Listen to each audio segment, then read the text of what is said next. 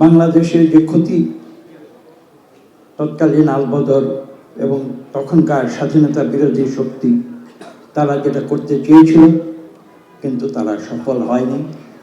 তারা হয়তো মনে করেছিল যে যদি বাংলাদেশ স্বাধীন হয়ে যায়, বাংলাদেশের যে বুদ্ধিবৃত্তি, যে সমাজ, বাংলাদেশের বুদ্ধিজীবী যারা রয়েছেন, বাংলাদেশের প্রথিতযশা ব্যক্তিরা যারা রয়েছেন, তাদেরকে যদি কোনোভাবে ধ্বংস করে দেওয়া যায়, তাহলে সেই বাংলাদেশ কোনোদিন মাথা তুলে দাঁড়াতে পারবে। এবং সেই ধারণা থেকেই কিন্তু ঠিক তাদের আত্মসমর্পণের দুদিন আগে তারা আলবদর বাহিনী, আল শামস বাহিনী, তারা এই বাংলাদেশে, আমি বলবো এই শতাব্দীর একটি ঘৃণ্যতম একটি হত্যাকাণ্ড পরিচালনা করেছিল।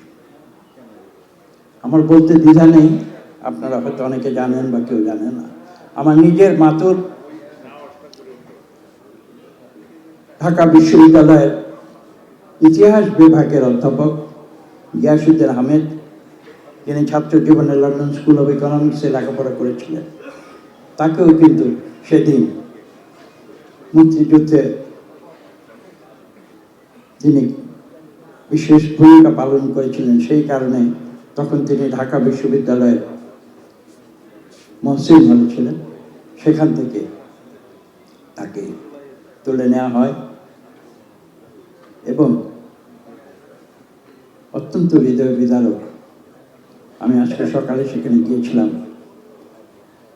মিরপুরে বদ্ধভূমিতে, সেখানে তাকে নির্মমভাবে হত্যা করা। আমরা জানি এই শোক আমরা কোনোদিন বলতে পারবো না।